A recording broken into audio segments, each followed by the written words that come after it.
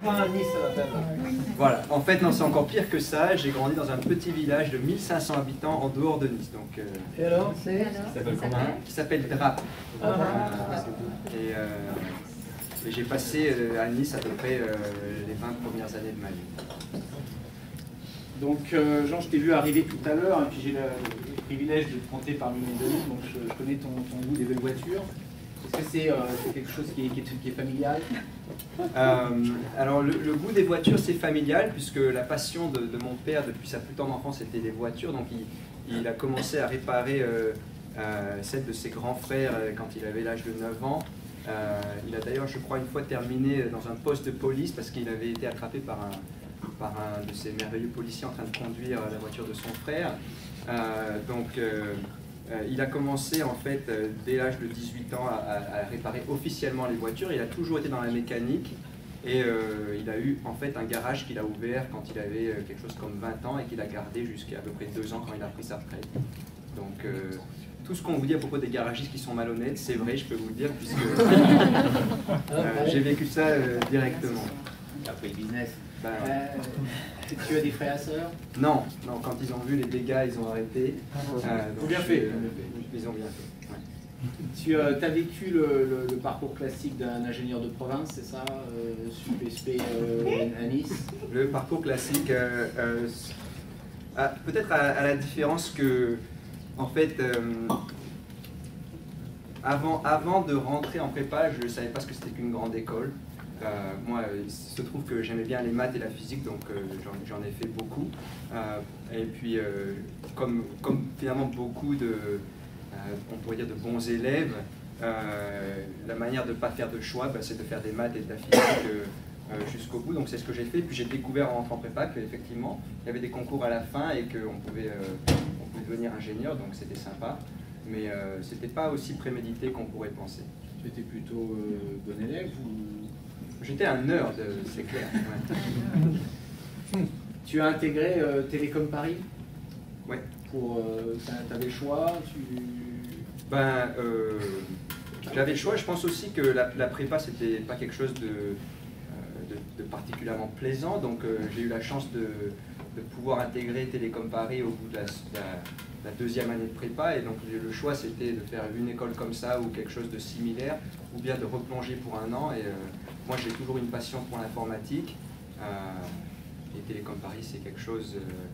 L'informatique à Télécom Paris, c'est quelque chose qui est assez central, donc c'était un choix finalement assez simple à faire. Tu as choisi dès Télécom Paris l'informatique? Dès mon entrée en fait à l'école, j'ai commencé à me spécialiser un peu plus dans l'informatique, les systèmes informatiques, les systèmes répartis, etc.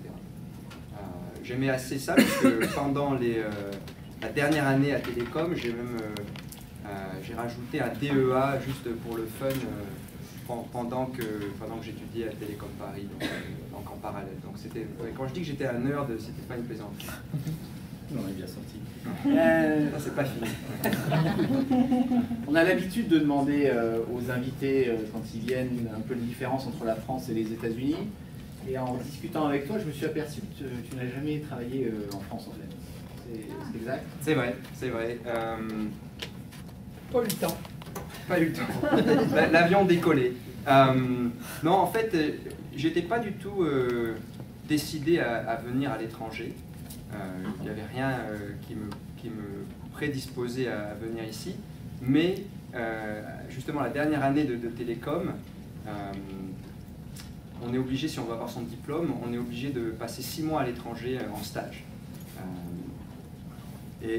À l'époque, en tout cas, il me semblait que pour pouvoir faire de l'informatique en stage pendant 6 mois, une des bonnes idées, c'était de contacter des banques qui ont bien sûr des bureaux un peu partout dans le monde et de faire un petit peu d'informatique dans leur département IT pendant 6 mois. Et donc j'ai interviewé avec la BNP qui m'a contacté 3 semaines plus tard en me disant New York, c'est plein, tu t'y prends trop tard, mais par contre Taipei, on a une place. Alors bien sûr j'ai dit oui, puis après avoir accroché avec eux, j'ai décroché, j'ai appelé ma maman en lui demandant où est Taipei. J'avais aucune idée que Taipei c'était la capitale de Taïwan, donc en Asie, donc j'étais à l'opposé de là où je voulais aller.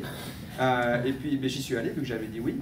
Et en fait c'était 6 mois fantastiques parce que bon, j'ai pas beaucoup appris en informatique, mais par contre l'immersion dans une culture complètement différente, c'était quelque chose comme 94. Et à Taipei en 94, personne n'était blanc. Il n'y avait pas beaucoup d'anglais dans les rues. Les gens se retournaient sur notre passage. Et donc c'était vraiment une immersion complète. Et donc de ce point de vue-là, ça m'a bien ouvert les yeux sur justement le fait qu'il n'y a aucune difficulté à s'expatrier d'un point de vue adaptation, etc. Malgré le fait que le climat, ou en tout cas l'environnement, n'était pas nécessairement facile. C'était quand même vachement agréable. Donc après j'ai décidé, en rentrant de ce stage, que finalement travailler en France c'était peut-être pas la seule possibilité. Et donc pourquoi ne pas essayer de... je me suis dit au début, repartons en Asie. Et donc là, évidemment, moi j'essaye, ça marche, pourquoi changer? Et là on m'a dit le contraire, on m'a dit finalement il y a des opportunités en Californie. Et donc j'ai eu la chance, c'était en 96 où n'importe quelle personne normalement constituée pouvait trouver un job très facilement dans la vallée. C'était le boom de l'informatique et donc je pense que j'ai eu pas mal de chance. J'ai contacté une division d'Oracle qui justement essaie de développer le marché en Asie pour certains produits, donc il y avait quand même une continuité dans ce que je voulais faire. Et je pense qu'en une semaine, ils m'ont invité à venir passer des entretiens ici. Et le temps que je rentre en France, ils avaient fait une offre, donc c'était simple. Je viens travailler ici. Tu es rentré dans quelle division? C'était, si je me sens bien, si je me rappelle, c'était une spin-off après d'Oracle? Ça, c'était au bout d'un moment. Ouais. Moi, je suis arrivé, en fait, vu que c'était mon premier job, j'ai commencé à bosser dans la première division où on a bien voulu de moi. On bossait en fait dans le CRM. Pardon? Une des vaches à lait. Voilà, un des trucs qui gagne de l'argent chez Oracle. Et j'ai passé à peu près 2-3 ans. Petit à petit en découvrant ce que c'était que le monde du travail et ce que c'était que la vie d'un ingénieur aux États-Unis dans une grosse boîte comme Oracle qui à l'époque avait quelque chose comme 40-45 000 employés, qui maintenant en a 75 000, ils ont racheté à peu près tout le monde. Et donc après 2-3 ans dans le CRM, je me suis dit qu'il y avait peut-être d'autres trucs intéressants à faire chez Oracle. Et j'ai rejoint une petite équipe qui faisait effectivement une spin-off. Donc c'était peut-être le premier avant-goût d'une start-up, mais ça restait en fait dans le sein d'Oracle, au chaud. Et donc on faisait du mobile. C'était un petit peu tôt. Les téléphones étaient à peu près gros comme ça. Mais c'était sympa, on rigolait bien parce qu'on était un petit peu en avance de ce qui se passait sur le marché. Donc on parlait à beaucoup d'opérateurs en téléphonie mobile dans le monde entier. On vendait des solutions en fait, qui leur permettaient de créer des portails pour leurs utilisateurs. C'était le début du WAP et des choses comme ça. Quelque chose qui a été créé très rapidement et oublié aussi rapidement, heureusement. Mais enfin, c'est quelque chose qui m'a occupé encore 3 ans. Et toi, tu montes hiérarchiquement? Alors voilà, profitant d'une fausse inattention des autres, je monte. Manager, directeur. Voilà, bizarrement, on me donne des responsabilités. Et donc, au bout de en fait, 3-4 ans chez Oracle, je suis devenu directeur d'une équipe d'ingénieurs. Et je commençais à ce moment-là à avoir des tentations à l'extérieur.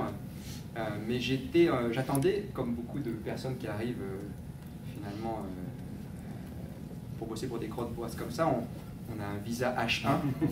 Ça nous tient. Et, ça a une tendance à te retenir. Et donc j'attendais cette carte verte. Et toutes les semaines, j'avais des coups de fil de recruteurs qui voulaient à tout prix que j'aille voir si leur start-up était intéressante. Et quand j'ai eu finalement cette fameuse carte verte et où j'étais prêt à m'envoler, les coups de fil se sont arrêtés parce que c'était 2001 et la bulle venait d'exploser. Donc j'ai passé... Voilà.